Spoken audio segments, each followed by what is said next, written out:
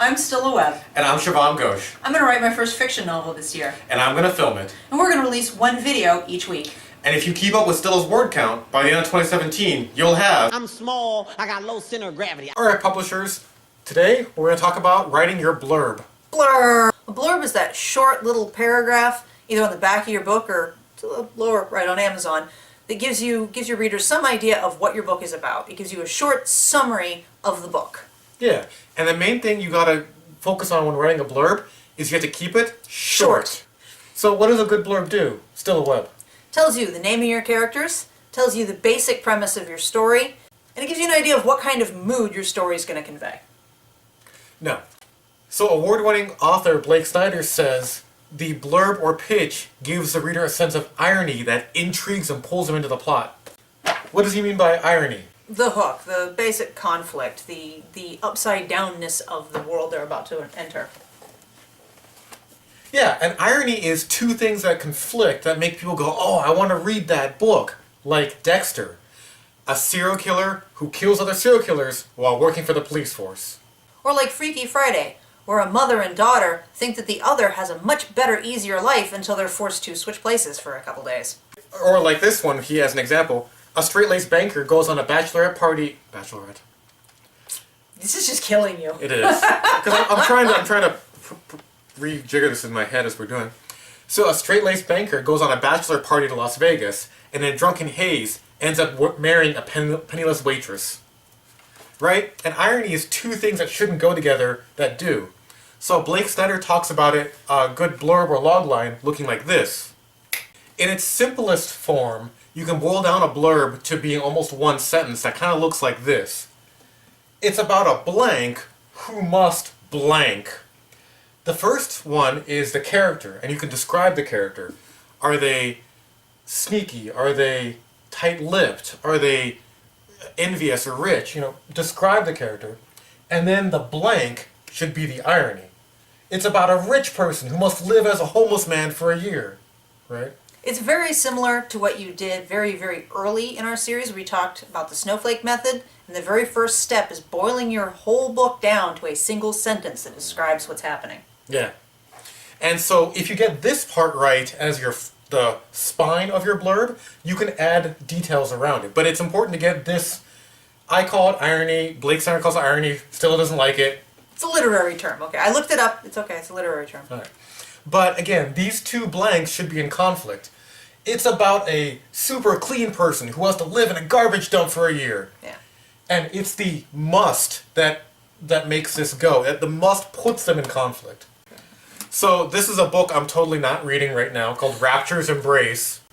And on the back it says, when her jealous aunt sold her to the lecherous Charles Langford, lovely Catherine Cameron, first blank, knew she had to escape her cruel fate.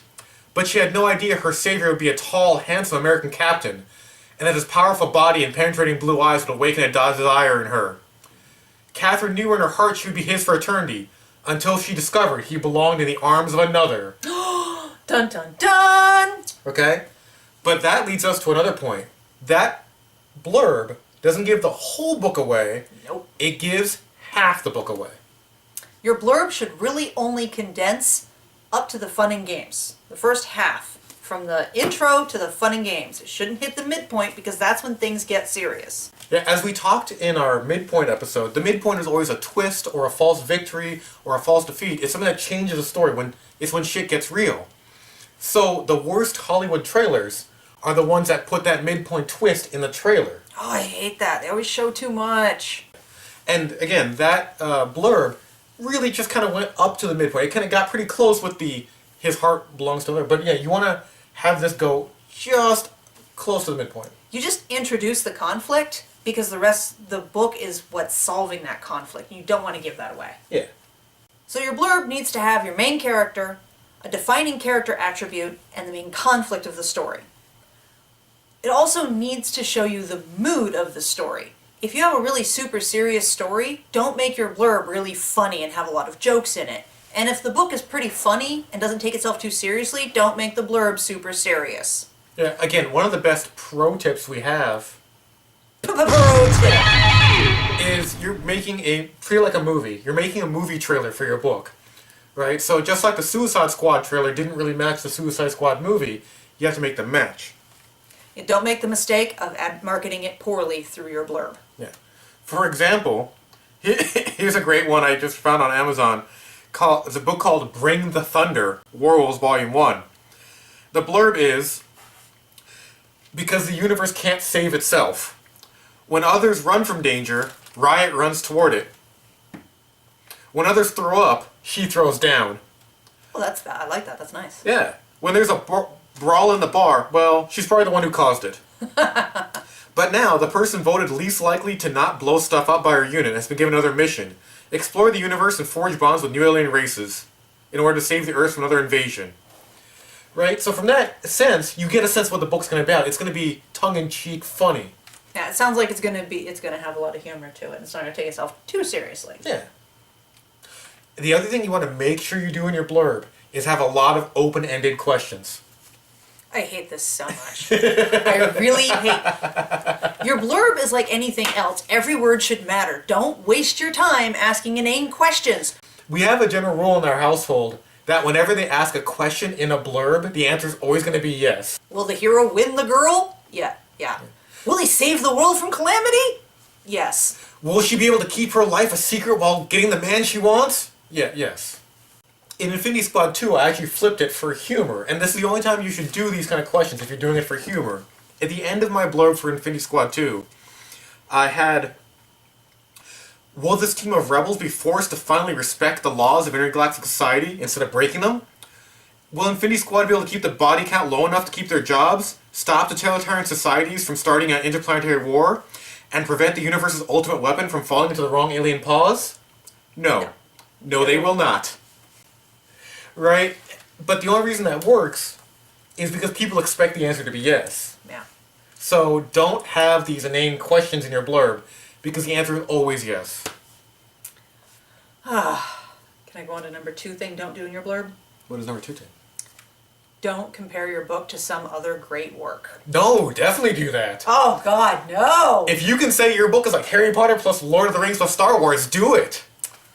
I find that so stupid. It's okay to be confident in your work. It's not okay to compare yourself to the best, most amazing, seminal works in your genre. Well, not just that. 2 of them mixed together. Yes. It's always, for some reason, it's always Harry Potter plus Lord of the Rings. Like, we always see that. No, it's not. I promise you're not that good. I promise you. None of us are. We're starting out. Alright, so for the cat call blurb, we're going to start with the framework and then expand it out. So, Stila, it's about a blank who must blank.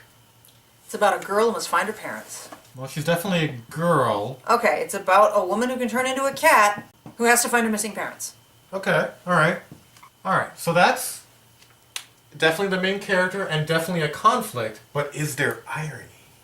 The irony is she has to delve into a world she never knew existed that she's always been a part of.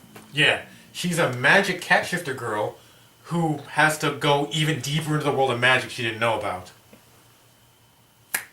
Alright, so we got the main character, we got the irony, and then now what? Now we gotta flesh it out. With what other characters? Well, her twin sister, with the help of their enigmatic boss, must delve deep into the magical world they didn't know existed to find their missing parents. Yeah, so that's pretty basically it. You got the main character, you got Bella and the boss, you got the must, and then the irony. They're magical, but they have to go even deeper into a magical world that they didn't know about. That's the basic framework, and then you just revise this 20 to 100 times until it's really, really good. Yeah, get right on that. Yeah, people spend hundreds of hours on their first chapter, but they throw up a blurb in 30 minutes. You really should spend tons of time on your blurb because the cover will just keep people to click on the blurb. The blurb will make them click on the free sample button. Yeah, and then the free sample, your first 2 chapters, will make them buy the book. That's what's going to sell it. So the key here, I think the reason people will try your book in the first place, that free sample, is because of the blurb. The cover just makes sure that it's the right genre. Yeah. Cover just funnels people, the right people in. Yeah, because as we said last time, pretty much all military sci-fi covers look the same. But the blurb is what sets them apart. Yep. Yeah. So, what can we do with this, again, while keeping it short. What can we do with this to make it better? The more questions they answer, the more questions they have. Is she the messy one? I mean, what does Harry Dresden's thing? He's a wizard. Okay, what am I doing? What am I doing? Do exactly what you said before you forget it, like memento. Okay. Do you want to put a but when their parents get kidnapped? Yeah. Because you gotta have a romance. Billionaire equals romance. I'm not a billionaire. I think They unravel questions, or they, I don't know. let's do it blue. Where's blue? So here's what we got so far. Brea, and this is time for a little bit of reality check. Okay. Brea, a magical cat shifter, and her twin Bella thought they were the only magic in the world. But when their parents go missing, they must venture deep into a magical world they never knew existed. With the help of their enigmatic billionaire boss, No! each mystery they unravel just leads to more questions. Okay? So, we've got main character, got a little conflict, we've got a little irony, but here's the problem. What? Does this match the tone of your book? There's no jokes in here. There's no jokes. Mm-hmm. I will have to go back and revise it and add jokes. I don't know which ones yet, because I haven't thought about it. Yeah, you can have a second paragraph. That's perfectly fine. But Yeah, that's when you could put things like, fairy queens and satyrs and oh my, you can totally do Ooh. stuff like that. Oh, okay. satyrs you don't want to be caught in a dark alley with, but don't tell them why. That's they find out the book, they're like, oh, that's why. Yeah. So if I was gonna put a joke, this is a good place to put one. They're only the magic in the world, something about some kind of snarky comment. Magical world they knew existed. This is where you can put the satyr joke. Right? Mm-hmm. But I would still end with this mystery leads to more questions. That's a good ending.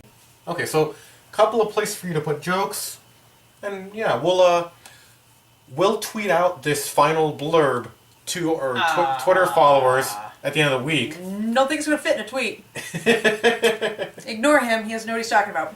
And then folks can kind of, we'll gram it. We'll put it on our grams. What? Your homework this week is, first off, study other people's blurbs. Go to your genre, start reading. What do you like, what do you dislike, and why? Yeah, which blurbs would make you click on that book? The second part of your homework is to write your own blurb and share it to some friends. And ask them, would they read this book? Share it on Scribophile, share it on Wattpad, Share it on Facebook. Facebook, on Reddit, and see if people would read that book and keep revising it until people are demanding to have that book. Until somebody comes up with a picture of, here, take my money. Yeah, until people say on their reply, I want this book right now, keep revising it. Yeah. Get blurbing. Dot blurb.